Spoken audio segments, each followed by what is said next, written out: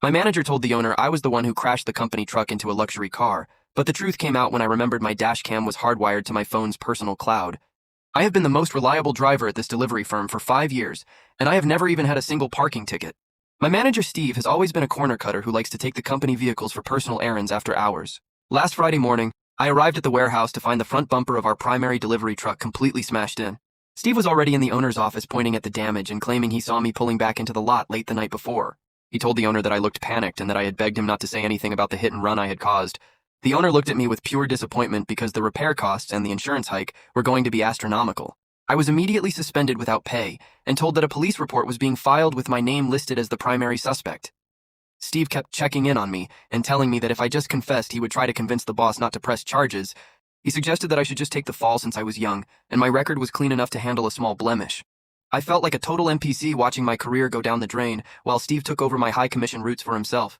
He even told my coworkers that I was a coward for not admitting to the mistake and letting the whole team suffer the consequences. I was sitting in my living room wondering how I was going to pay my rent when a notification popped up on my tablet screen. I realized that when I installed the new dashcam, I had set it to auto-upload any impact events to a hidden folder in my drive.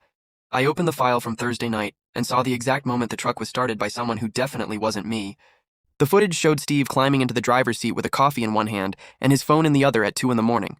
He was laughing with a friend about how the owner was a pushover and would never notice him using the truck for a move. The camera captured the entire accident where he backed into a parked Porsche and then sped away without even checking the damage. I watched him get out of the truck back at the lot and intentionally wipe his own fingerprints off the steering wheel with his shirt. He then looked directly at the camera and smirked because he thought he had disabled the recording feature before he left the yard. I didn't call Steve, and I didn't send him a single text message to warn him that his entire plan was about to be deleted. I walked into the owner's office the next morning and sat down in front of Steve, who was currently mid-sentence about my unstable behavior. I turned my tablet around and played the high-definition footage of him crashing the truck and fleeing the scene of the crime. The owner went from being angry at me to being absolutely livid at Steve while the police were called to the office in real time. Steve tried to claim the video was a deep fake or that I had hacked his personal files to frame him for the accident.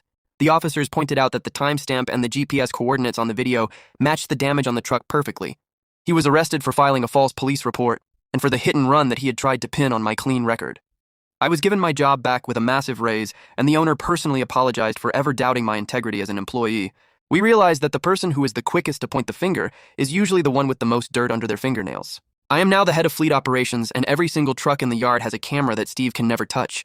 The owner gave me Steve's old office and a bonus that covered my rent for the rest of the entire year. Steve called me from his lawyer's office yesterday to ask if I would testify that he was a good person at heart. I told him I'd have to check the footage first. Steve is going to trial next month.